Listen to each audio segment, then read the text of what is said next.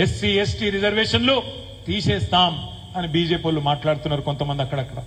మరి రేపటి రోజున మా ఎస్సీ ఎస్టీ సోదరుల రిజర్వేషన్లు పోవద్దంటే, మీకోసం కొట్లాటోడు ఉండాలంటే ఈ గులాబీ జెండానే అక్కడ ఉండాలి తప్ప వాళ్ళిద్దరితోని కాంగ్రెస్ వాళ్ళతో బీజేపీలతో ఎంత మాత్రం కూడా అది కాదు. ఎందుకు ఉండాలి? వినోద్ కుమార్ లాంటి ఎంపీ అంటే అక్కడ మాట్లాడేందుకు భాష రావాలి. ఇక్కడ ఉన్న ఆయనకు భాష రాదా, మన గోస్త తెలియదా? రెండు తెలియదు. కరీంనగర్ పార్లమెంట్ సభ్యుడిగా ఇప్పుడున్న పెద్ద మనిషి బండి సంజయ్ గారు, నేను అడుగుతున్నా బండి సంజయ్ గారిని, ఏ పార్టీ అయినా, ఏ ప్రభుత్వం అయినా, ఏ పార్లమెంట్ సభ్యుడైనా, ఏ శాసనసభ్యుడైనా 5 ఏళ్ల తర్వాత ప్రజల దగ్గర పోయినప్పుడు ఏం చెప్పాలి? ఇగో మీ ఊరికి పనిచేసినా కాబట్టి నాకు ఓటేయమని అడగాలి. కరీంనగర్ పార్లమెంట్ కోసం ఇగో గీ పనులు చేసినా, ప్రత్యేకంగా నిధులు తెచ్చినా, నా పలుకుబడి ఉపయోగించినా, నేను ఈ పని చేసినా అని చెప్పాలి. ఈ స్కూల్ కట్టించిన, ఈ కాలేజ్ తెచ్చినా, ఈ గుడి కట్టినా, ఈ దవాఖాన కట్టినా అని చెప్పాలి. చెప్పే పరిస్థితి ఉన్నదా బండి సంజయ్ గారికి? ఎక్కడన్నా ఏదన్నా ఒక్క ఊర్లో ఒక శిలాఫలకం చూపెడతారా బండి సంజయ్ది? మానకొండూరు నియోజకవర్గంలో ఏదన్నా ఒక్క ఊర్లో బండి సంజయ్ శిలాఫలకం ఉన్నదా? ఏదన్నా ప్రత్యేకంగా పనిచేసిండా? నేను అందుకే మా రసమై బాలకృష్ణని అడిగిన, అన్న ఈ హాల్ ఎవరిది అని అడిగిన. అన్న చెప్పిండు ఎవరు లక్ష్మారెడ్డి గారిది అన్నాడు. లక్ష్మారెడ్డిదేనా? ఎక్కడున్నావు లచ్చన్న? ఈ లచ్చన్నకు నా రిక్వెస్ట్, లచ్చన్న నీ హాల్ బాగుంది, జోర్దార్ ఉంది, హైదరాబాద్ ఉన్నట్టుంది, మరి ఏసీ కూడా ఉన్నది ఎండాకాలము. ఒక రిక్వెస్ట్ నీతోని, ఒక మాట, ఒక రోజు నువ్వు మళ్ళీ మాకు హాల్ ఇస్తే బండి సంజయ్ గారిని కూడా ఆహ్వానిద్దాం ఇదే హాల్కు. ఇటు సగం ఏమో మేము కూర్చుంటాం, ఇటు సగం టీఆర్ఎస్ వాళ్ళు కూర్చుంటారు, ఇటు సగం బీజేపీ వాళ్ళని కూర్చోమందాం. ఇటు బండి సంజయ్ నిలబడతాడు, ఇటు వినోదాన్ని నిలబడతాడు. చేరి 5 ఏళ్లు పనిచేసిండ్రు ఎంపీగా. గత 10 ఏళ్లలో 5 ఏళ్లు వినోద్ కుమార్ చేసిండు, 5 ఏళ్లు బండి సంజయ్ చేసిండు ఎంపీగా. వినోద్ అన్న చెప్తాడు, బండి సంజయ్ చెప్పని, తర్వాత ప్రజలను తీర్పిమందాం ఎవడు కరెక్ట్ ఎంపీ కరీంనగర్ పార్లమెంటుకు తేల్చుకుందాం. ఇక్కడనే ఇస్తావా హాలు? లక్ష్మారెడ్డి సాబ్ మంచోడు, జర సపోర్ట్లు కొట్టారు గట్టిగా, ఈ హాల్ ఇస్తా అన్నాడు. మరి చెప్తా ఇక లచ్చన్న బంపర్ ఆఫర్ ఇచ్చిండు, బండి సంజయ్ రా అని చెప్తాం. Thank you. బండి సంజయ్ కుమార్ గారు ఆయన ఒక్కడే కాదు, బీజేపీలా అసొంటి ఐటమ్ గారు చాలా మంది ఉన్నారు. ఒకడు కాదు, ఇద్దరు కాదు, ఎటు దొరుకుతాడు? ఇలా పొద్దున చూసినా, నిన్న మొన్నటి దాకా ముఖ్యమంత్రి మహారాష్ట్ర దేవేంద్ర ఫడ్నవీస్ అని ఒక ఆయన ఉంటాడు, ఇప్పుడు ఉప ముఖ్యమంత్రి. ఏకనాథ్ షిండే కింద ఉప ముఖ్యమంత్రి ఆయన స్టేట్మెంట్ ఇచ్చిండు పొద్దున చూసిన. మనం ఎందుకు వేయాలన్నట ఓటు మోడీ గారి కంటే, కరోనాలో మన ప్రాణాలు కాపాడినందుకు ఓటేయనట. ఆయననే మనం కాపాడినట, ఆయన లేకపోతే మనందరం చచ్చే పీకుదమాట, అందుకే ఓటే అన్నట. అదొక్క కారణం చాలట మోడీకి ఓటేస్తాం. ఇంకో మహానుభావుడు ఉన్నాడు, మన కిషన్ రెడ్డి గారు, కేంద్ర మంత్రి. ఆయన ఏమంటుండేరికేనా, మోడీ గారే కరోనా వ్యాక్సిన్ కనిపెట్టిండట. మోడీ గారే కరోనా వ్యాక్సిన్ కనిపెట్టిండట. శాస్త్రజ్ఞులు లేరు, శాస్త్రవేత్తలు లేరు, సాంకేతిక నిపుణులు లేరు, సైంటిస్టులు లేరు, మన్ను లేదు, మశానం లేదు, మోడీయే కరోనా వ్యాక్సిన్ కనిపెట్టిండని గౌరవనీయులు కిషన్ రెడ్డి గారు చెప్తున్నారు. ఇక్కడున్న కరీంనగర్ ఎంపీ మహానుభావుడు, ఆయననైతే ఇంకో 2 అడుగులు ముంగటికేసిండు. దేవుడు అన్నా దేవుడు మోడీ అంటాడు. ఎవనికి దేవుడు రయ్యా? ఎక్కడ దేవుడు? ఎవనికి దేవుడు? ఎందుకు దేవుడు? ఎట్లా దేవుడు? చెప్పు జరా. 2014లో బడాబాయ్ నరేంద్ర మోడీ జబర్దస్త్ మోసం చేసిండు. 2023లో ఛోటాబాయ్ రేవంత్ రెడ్డి అంతకంటే ఇంకో 2 అడుగులు ముంగటికేసి ఇంకా పెద్ద మోసం చేసిండు.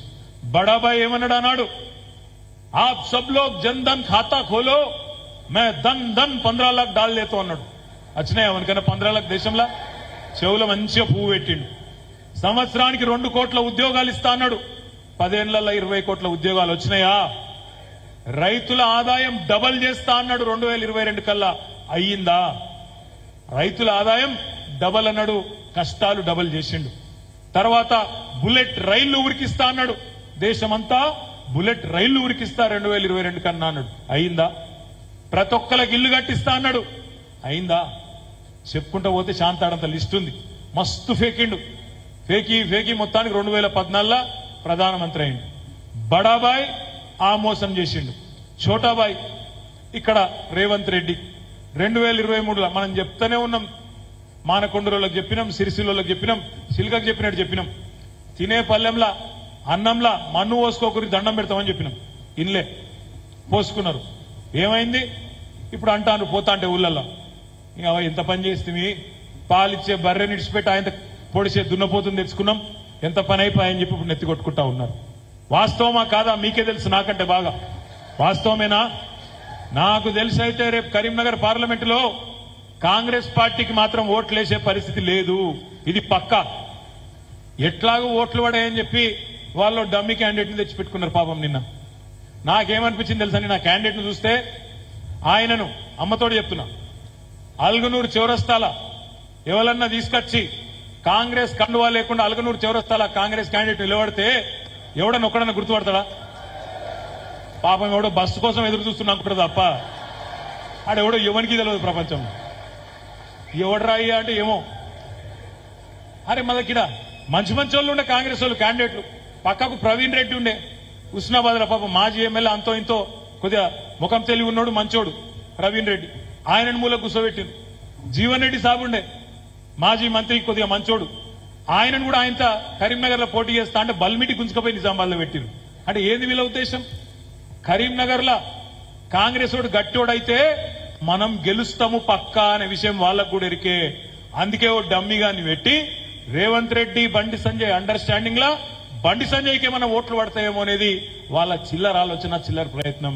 అందుకే సోదరులారా, మిమ్మల్ని నేను కోరేది ఒకటే, ఈ డమ్మీ క్యాండిడేట్ గాని సంగతి ఊరూరికి చెప్పవలసిన అవసరం ఉన్నది. కాంగ్రెస్ పార్టీ డిపాజిట్ పోయేటట్టు తీర్పివలసిన బాధ్యత మనందరి మీద ఉన్నది. కరీంనగర్ నియోజకవర్గంలో కరీంనగర్ ప్రజల చైతన్యాన్ని, మన ఆలోచనను తక్కువ అంచనా ఇస్తున్న కాంగ్రెస్ పార్టీకి మూతి మీద అన్నట్టు సమాధానం చెప్పవలసిన బాధ్యత మన మీదనే ఉన్నది. తప్పకుండా యాద్ చేయాలి, అడగాలి. చోటాబాయి చెప్పిండు కదా, 2500 ఇస్తా అన్నాడు ఆడబిడ్డలకు. ఇచ్చిండా? ఇచ్చిండా? మీకు అవ్వంపల్లి సత్యనారాయణ స్పెషల్గా ఇచ్చిండు ఏమన్నా? 4000 ఇచ్చిండా ముసలోళ్లకు? పెద్ద మనుషులు కేసీఆర్ ఒక్కరికే ఇస్తాడు, నేను ఇద్దరికి ఇస్తా అన్నాడు. ముసలవ్వకి ఇస్తా, ముసలయ్యకి ఇస్తా నరికిండు కదా, ఇచ్చిండా? 500 బోనస్ వచ్చిందా? బోగస్ అయిపోయిందా? 2 లక్షల రుణమాఫీ వచ్చిందా? స్కూటీలు వచ్చినాయా? మరి ఏమొచ్చింది? ఎందుకేయాలి కాంగ్రెస్ కోటు? ఏం చేసిండి ముఖ్యమంత్రి 3.5-4 నెలల నుంచి? ఏం లేదు, ఒకటే పని, చిల్లర మాటలు ఉద్దెర పనులు, చిల్లర మాటలు ఉద్దెర పనులు. చిల్లర మాటలు అంటే ఎట్లుంటాయంటే, సెక్రటేరియట్ పోయిండు, పోయినాక ఎట్లా ఎంత గంభీరంగా ఉండాలో ముఖ్యమంత్రి అంటాడు. పోయి ఏమంటాడు, ఇకిలిచ్చుకుంటా హిహి అనుకుంటా, నేడాళ్ళు అంకె బిందెలు ఉంటాయనుకొని వచ్చినా ఖాళీ కుండలు ఉన్నాయంటూ. నాకు నిల్వక అడుగుతా, గడ్డపారలు పట్టుకొని, తట్టపారలు పట్టుకొని, నెత్తి మీద తువాలు కప్పుకొని దొంగరాత్రి ఎవడు తిరుగుతాడే లంక బిందెల కోసం? ఎవరు? పాడుపడ్డ గడిలల్లో, పాడుపడ్డ గుడులలో ఎవడు తిరుగుతాడు? లగాయని చెప్పాలి. మరి రేవంత్ రెడ్డి ఇదివరకు ఏం పని చేస్తున్నాడో నాకైతే తెలియదు, కానీ లంక బిందెలు కావన్నాడు ఆయనకు. లంక బిందెలు ముఖ్యమంత్రి కూడా లంక బిందెల కోసం తిరుగుతాడే. ఇంకా ఎంత గలీజు మాటలు! నా కొడుకుల్లారా, కత్తిరిస్తా, జేబుల కత్తెర పెట్టుకొని తిరుగుతున్నా, మెడల పేగులు వేసుకుంటా. అరే నువ్వేమైనా బోటి కొట్టేటోని వారా? నాకు అర్థం కాదు. మెడల పేగులు వేసుకొని తిరిగేటందుకు నాకు అర్థమే కదా. జేబుల కత్తెర పెట్టుకొని తిరుగుతున్నా. నాకు ఇక్కడికి వచ్చేటప్పుడు మా జగదీష్ రెడ్డి అన్న ఫోన్ చేసిండు, మా సూర్యాపేట ఎమ్మెల్యే మాజీ మంత్రి. నిన్న మొన్న ఏమైందట అంటే, అక్కడ సూర్యాపేటలో బస్సు, ఇక ఫ్రీ బస్సు బాగా రష్ ఉంటుంది కదా, అందులో జేబులు కొట్టుడు కూడా చాలా అయిందట.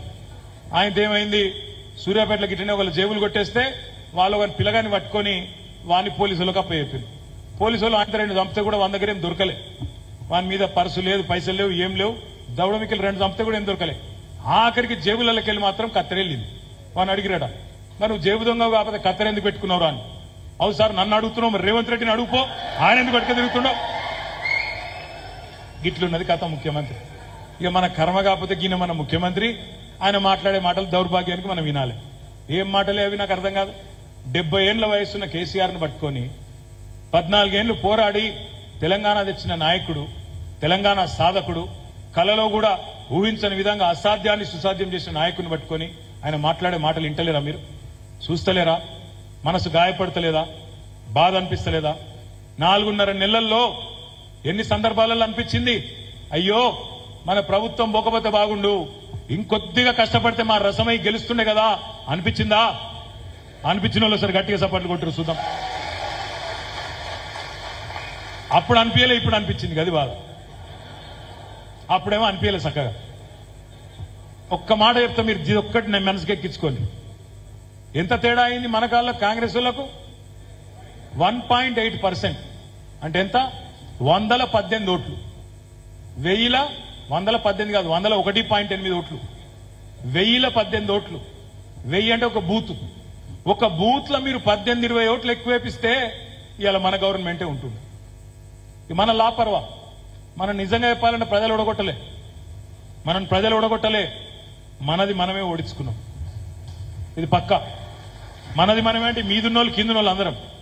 మీదున్నోళ్ళు ఏం సత్యపూసలు మీరు మంచిగా లేరు అంటలేను. అందరం ఒకళ్ళ మీద ఒకళ్ళకి ఈరిసా. కారు ఓవర్లోడ్ అయింది.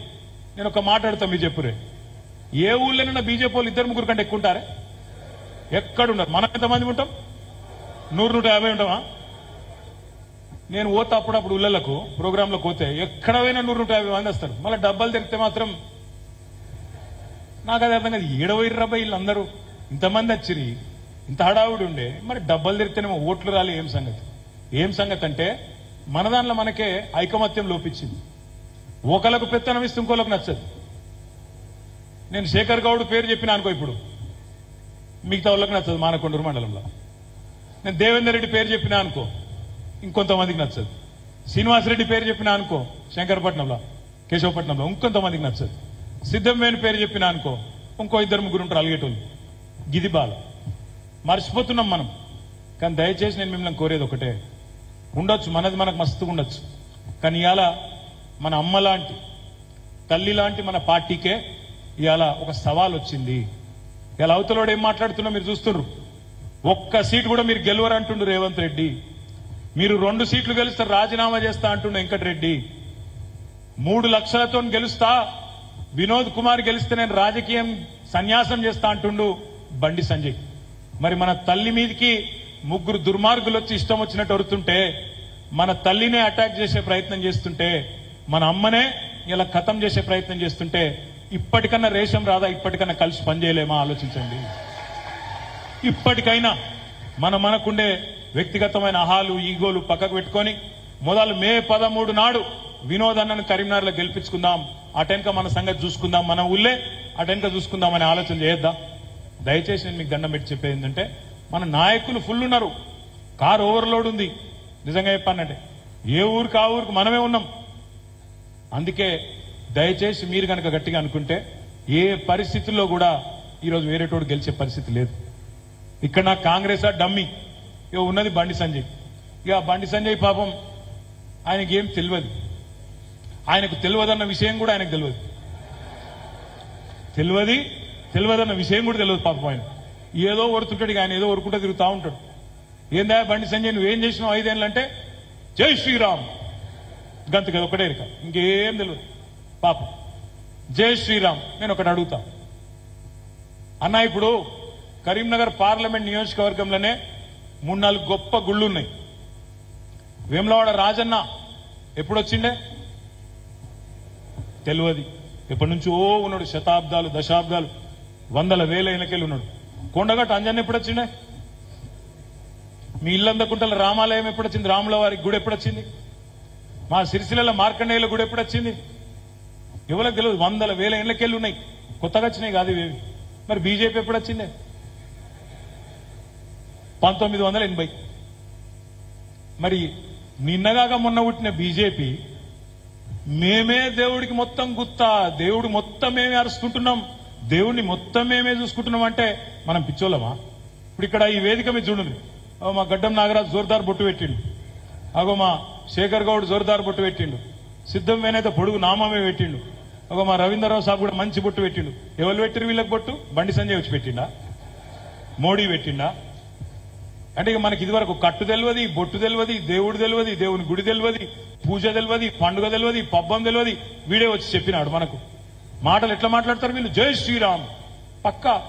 మేము కూడా జై తెలంగాణ అంటాం, జై భారత్ అంటాం, జై శ్రీరామ్ అంటాం, పక్కా అన్నిటికీ జై కొడతాం. కానీ రాముడు మర్యాద రాముడు అంటారు. రాముడు మర్యాద పురుషుడు. రాముడు ఏం చెప్పిండు? రాజధర్మం పాటించని వాళ్ళని ఎట్టి పరిస్థితిలో క్షమించొద్దన్నాడు. రాజధర్మం అంటే ఏంది? ఏ పదవిలోనైతే నిన్ను కూర్చోబెట్టినమో ఆ పదవికి న్యాయం చేయని వాణ్ణి గెలిపించవద్దు, వాణ్ణి పట్టించుకోవద్దని రాముడే చెప్పిండు. బండి సంజయ్ని పనికిమాలిన వాడు, పనికిమాలిన ఎంపీ అని చెప్పి రాజధర్మం పాటించని వాడు పనికిరాడని చెప్పి రాముడే చెప్పిండు కదా, మనకెందుకు బాధ? అయినా రాముడు శ్రీరాముడు అందరివాడు, శ్రీరాముడు దేవుడు, అందరికి దేవుడు. రామ మందిరం కట్టేటప్పుడు చాలా మంది అన్ని పార్టీలలో చెక్కులు రాసిండ్రు, పైసలు ఇచ్చిండ్రు, విరాళాలు ఇచ్చిండ్రు, ఒక బీజేపీ వాళ్ళే చేయలే. కానీ ఇవాళ వాళ్ళు ఎట్లా చేస్తాండ్రు? ఇంటింటికి అక్షింతలు వచ్చినాయా? అక్షింతలు వచ్చినాయా? ఫోటోలు వచ్చినాయా? అక్షింతలు కూడా వచ్చినాయా? ఫోటోలకు మొక్కుతుర్రా? మొక్కతందుకు కష్టం వాళ్ళు, ఎందుకంటే బండి సంజయ్ ఉన్నాడు, ఇంకోదికి మోడీ ఉన్నాడు, ఎట్లా మొక్కుతావు? దేవుని బొమ్మ మీద బల్లి ఉన్నట్టు వాళ్ళిద్దరు నాకు ఎట్లా మొక్తమే? మొక్కరాదా? నేను అనేది గదే. ఇవాళ దేవుణ్ణి అడ్డం పెట్టుకుని రాజకీయం చేసే చిల్లర పార్టీలను తప్పకుండా బుద్ధి చెప్దాం. రాముడికి మొక్కుదాం, శ్రీరాముడికి మొక్కుదాం. కరీంనగర్ కు పైసా పని చేయని బీజేపీని మాత్రం ఓట్లతోనే తొక్కుదాం, ఓట్లతోనే పండబెట్టి ఓడగొట్టి చూపెడదామనే మాట నేను విజ్ఞప్తిస్తా ఉన్నా. ఒక్క పైసా పని చేయలే. వినోదన్న ఉన్నప్పుడు ట్రిపుల్ ఐటీ ఆల్మోస్ట్ మంజూరు అయిపోయింది. మనకు ట్రిపుల్ ఐటీ అనే విద్యా సంస్థ కరీంనగర్ కు మంజూరైంది. మంజూరైన ఆ సంస్థను ఈ సన్నాసి పట్టించుకోకపోవడంతో గుజరాత్ వీకింది. హైదరాబాద్ లో centre for global traditional medicine అనే ఒక సంస్థ వచ్చింది. కిషన్ రెడ్డి పెట్టిండు వార్త, వచ్చేసింది హైదరాబాద్ కని. తెల్లారే ఆ సన్నాసి పట్టించుకోలేదు కాబట్టి అది గుజరాత్ కు పోయింది. ఇట్లా చెప్తే 4 ఎంపీలు బీజేపీ వాళ్ళు 4 పైసల పని చేయలేదు. అందుకే నేను మిమ్మల్ని ప్రార్థించేది, ఆలోచించమని కోరేది, బీజేపీ మనకు పనికొచ్చే పార్టీ కాదు. కొందరు అక్కడక్కడ అంటారు మనోళ్ళు, అన్నా నువ్వు అంటే గింటే బండి సంజయ్ మీద విమర్శ చేయి, జర మోడీని ఏమనకన్నారు ఒక ఆయన నా దగ్గరికి వచ్చి. నేను చెప్తే ఈ బండి సంజయ్ చాలా చిన్నోడు, అసలోడే ఆయన కదా, అసలు తప్పు చేసిందే ఆయన, అసలు మోసం చేసిందే ఆయన కదా, ఆయన అనకపోతే ఎట్లా అని ఈ ఒక్క మాట దయచేసి మీరందరూ మనసుకి ఎక్కించుకోండి. ముఖ్యంగా మా ఆడబిడ్డలకు చెప్పాలి, మోడీ గారు ఈ దేశానికి చేసిన ద్రోహం సామాన్యమైన ద్రోహం కాదు. ఈ దేశానికి ఆయన చేసిన మోసం సామాన్యమైన మోసం కాదు. ముఖ్యంగా పేదలను, మధ్యతరగతి ప్రజలను ఆయన వంచిన విధానం మామూలు విషయం కాదు. మోడీ గారు ఈ దేశంలో ఆనాడు ప్రధానమంత్రి అయినాడు, సిలిండర్ ధర 400, ఇవాళ 1200. మోడీ గారు ఆనాడు ఈ దేశానికి ప్రధానమంత్రి అయినాడు 2014లో పెట్రోల్ డీజిల్, పెట్రోల్ 70 రూపాయలు, డీజిల్ 60 రూపాయలు. మన దేశంలో పెట్రోల్ డీజిల్ మన దగ్గర దొరకదు. ముడి చమురు అంటారు, ముడి చమురు క్రూడ్ ఆయిల్ మన దగ్గర లేదు. బయటికి వెళ్ళి తెచ్చుకోవాలి, గల్ఫ్ దేశాలకు వెళ్ళి తెచ్చుకున్న తర్వాత బ్యారెల్ చొప్పున తెచ్చుకుంటాం. ఆ బ్యారెల్ ను శుద్ధి చేసి అందులోకెళ్ళి పెట్రోల్ డీజిల్ తీసి ఇక్కడ అమ్ముతారు. మోడీ ప్రధానమంత్రి అయిన నాడు క్రూడ్ ఆయిల్ బ్యారెల్ ధర, ముడి చమురు ధర బ్యారెల్ $100. ఇవాళ 10 ఏళ్ల తర్వాత అదే బ్యారెల్ ధర $16 తగ్గింది, $84 దొరుకుతుంది. మరి ముడి చమురు ధర తగ్గితే పెట్రోల్ డీజిల్ ధర తగ్గన్నా పెరిగన్నా? తగ్గాలి కదా. మరి ఎంత అయింది? 105, 110. ఎట్లా పెరిగింది? మరి రాష్ట్ర పన్నులు పెరగలేదు, మరి ఎట్లా పెరిగింది? ఒకటే ఒక్క కారణం, జీఎస్టీ కాదక్క. మోడీ గారు సెస్సులు వేసిండు, సెస్సులు, సుంకం, ప్రత్యేక సుంకం వేసి ఈ 10 ఏళ్లలో 30 లక్షల కోట్ల రూపాయలు వసూలు చేసిండు నరేంద్ర మోడీ ప్రభుత్వం. రాష్ట్రాలకు పన్నుల్లో వాటా ఇయ్యాల్సి వస్తుందని. జీఎస్టీ అయితే, ఇంకో ట్యాక్స్ అయితే రాష్ట్రానికి కూడా వాటా ఇయ్యాలి. అందుకే ప్రత్యేకంగా సెస్ వేసిండు. సెస్సు ఏం సెస్? అది ఏమనేసిండు? జాతీయ రహదారులు కట్టేందుకు నేను ఈ పన్ను వేస్తున్నా అదనంగా అన్నాడు. మరి ఇవాళ మీరు ఈడికెళ్ళి మానకొండూరుకి వెళ్ళి మీరు హైదరాబాద్ పోవాలి, సిద్దిపేట మీకు వెళ్ళిపోతారు. పోయేటప్పుడు ఎన్ని దగ్గర టోల్ కట్టాలి మీరు? 2? ఎంత కట్టాలి? రానువోను 200. మరి నేను అడుగుతున్నా, ఈ దేశంలో ఒక్క జాతీయ రహదారి మీదన్నా టోల్ కట్టాల్సిన అవసరం లేకుండా ఆల్రెడీ నువ్వు సుంకం వసూలు చేసినావు కదా పెట్రోల్ మీద, డీజిల్ మీద. ఎక్కడన్నా ఒక్క దగ్గర టోలు లేకుండా జాతీయ రహదారి చూపెడతావా నరేంద్ర మోడీ? ఎక్కడ ఒక్కటి కూడా కనబడదు మీకు. కామారెడ్డి మీదకెళ్ళి ఓన్రి 360 కట్టాలి, ఈడికెళ్ళి ఓన్రి 200 కట్టాలి, ఇంకో కాడికెళ్ళి ఓన్రి వరంగల్ మీదకెళ్ళి అక్కడ కట్టాలి. కట్టాల్సిన అవసరం లేకుండా ఒక్క జాతీయ రహదారి ఉండదు. మరి నువ్వు చెప్పిన మాట నిజమేనా? సుంకం వేసింది జాతీయ రహదారికైతే మళ్ళా టోల్ ఎందుకు గట్టిస్తున్నావు? ఈ మాట అడగండి, బండి సంజయ్ సమాధానం దొరకదు. ఎందుకు తెలుసా? ఆ 30 లక్షల కోట్లు ఏదైతే వసూలు చేసిండో నరేంద్ర మోడీ, ఏం చేసిండు ఎరికైనా? దాన్ని అండ్లకెళ్లే 15 లక్షల కోట్ల రూపాయలతోని అదానీలు, అంబానీలు, టాటాలు, బిర్లాలు వాళ్ళ రుణమాఫీ చేసినోడు 14.5 లక్షల కోట్లు వాళ్ళకు అప్పజెప్పినోడు నరేంద్ర మోడీ. ఆయననట దేశానికి దేవుడట. 60 రూపాయల డీజిల్ 105 చేసినందుకు మా రైతులకు దేవుడు. 70 రూపాయల పెట్రోల్ 110 చేసినందుకు మా పిల్లలకు దేవుడు. 14.5 లక్షల కోట్లు పెద్ద పెద్ద కార్పొరేట్లకు మాఫీ చేసినందుకు ఇవాళ దేశంలో ఉండే బీదా బిక్కికి దేవుడు. 400 రూపాయల సిలిండర్ను 1200 చేసినందుకు అందరికీ దేవుడు నరేంద్ర మోడీ. యాదికుందా కరోనా టైము? కరోనాలో 100 కిలోమీటర్లు అరికాళ్ళు అరిగిపోతుంటే చెప్పులు లేకుండా పోతుంటే ఉత్తర భారతదేశానికి నడిచిపోతూ చచ్చిపోయిన వాళ్ళు యాదికున్నారా? టీవీలలో చూసినాం, గుర్తుందా? వాళ్లకు రైలు వేయమని బతిమలాడినాం మనం. అప్పుడు ప్రభుత్వంలో ఉంటే మనం మోడీ గారు రైలు వేయండి ఫ్రీగా వాళ్ళు బతుకుతారు, చచ్చిపోతారు లేకపోతే ఎండలా అని చెప్పినాం. వాళ్ళకు కనీసం రైళ్లు కూడా వేయలేదు. ఆఖరికి మనం కేసీఆర్ గారు 180 స్పెషల్ ట్రైన్లు పెట్టి బీహార్ కు, ఉత్తరప్రదేశ్ కు ఒక్కొక్కల జేబులో 500 పెట్టి స్పెషల్ ట్రైన్లకు పైసలు మనం కట్టి మనం పంపించినాం. కానీ ఎన్నడూ పట్టించుకోలే మోడీ. గాయనట దేవుడట, ఆయనకు ఓటే అన్నట. అందుకే అంటున్న మిత్రులారా, అందుకే అంటున్న అన్నలారా, తమ్ముళ్ళారా, ఆలోచించి ఓటేయాలి తప్ప ఆగం కావద్దు. 10 ఏళ్లలో ఒక్కటి నరేంద్ర మోడీ చేసిన పని, నెత్తి నిండా విషం నింపిండు. హిందూ ముస్లిం అనే ఫీలింగు, విషం నింపుడు, నెత్తులు ఖరాబ్ చేసుడు, అది తప్ప చేసిందేమీ లేదు, పీకింది అంతకంటే ఏం లేదు. ఉంటే నా జేబులో ఉండు, లేకపోతే జైల్లో ఉండాలి. ఇది నరేంద్ర మోడీ విధానం. ఇవాళ గట్టిగా కేసీఆర్ కొట్లాడుతుంటే ఆయన బిడ్డను తీసుకుపోయిండు, జైల్లో పెట్టిండు. కేజ్రీవాల్ కొట్లాడితే కేజ్రీవాల్ను కొంటవేయండి. మమతా బెనర్జీ కొట్లాడితే ఆమె మీదో కేసు, స్టాలిన్ కొట్లాడితే స్టాలిన్ మీదో కేసు, కేరళ ముఖ్యమంత్రి కొట్లాడితే ఆ ముఖ్యమంత్రి బిడ్డ మీద ఇంకో కేసు. ఈడీలను, సిబిఐలను ఇవాళ ఇష్టం వచ్చినట్టు వాడుకొని ప్రత్యర్థుల మీద దాడులు చేయడం, బెదిరించడం, ఇది తప్ప నరేంద్ర మోడీ గారి ప్రభుత్వం ఈ 10 ఏళ్లలో చేసిందేమీ లేదు. మీ అందరికీ నేను ప్రార్థించేది ఒకటే, ముఖ్యంగా మానకొండూరు వ్యవసాయ ప్రాంతం, బీజేపీకి కనుక మనం ఓటేస్తే మోటార్లకు మీటర్లు పెట్టుడు పక్కా. యాది పెట్టుకోండి. రైతులకు చెప్పండి, కేసీఆర్ ఉన్న నాళ్ళు ఆపిండు, కేసీఆర్ ఉన్న రోజులు ఆపిండు. రేవంత్ రెడ్డికి అంత దమ్ముండది, రేవంత్ రెడ్డికి ఆ దమ్ముండది. రేవంత్ రెడ్డి మీద కేసులున్నాయి, బెదిరిస్తే భయపడిపోతాడు. కేసీఆర్ ఉన్నాడు కాబట్టి ఇన్ని రోజులు ఆగింది. ఇప్పుడు మీరు బీజేపీకి ఒక్క ఓటేసినా మోటార్లకు మీటర్లు పెట్టుడు పక్కా, మళ్ళా మన రైతాంగాన్ని నాశనం చేయడం పక్కా. ఈ మాట చెప్పవలసిన అవసరం ఉన్నది. ఆయన నాకు తెలియక అడుగుతా, అసలు రేవంత్ రెడ్డి గారు రాహుల్ గాంధీ లైన్లో ఉన్నాడా, మోడీ లైన్లో ఉన్నాడా? నాకైతే అర్థమైతలేదు. మీరు చూడరు ఆయన మాటలు, ఏం మాట్లాడుతున్నాడు ఆయన అసలు. రాహుల్ గాంధీ అంటాడు చౌకీదార్ చోర్ హై అంటాడు. చౌకీదార్ అంటే ఎవరు? చౌకీదార్ అంటే ఎవలే?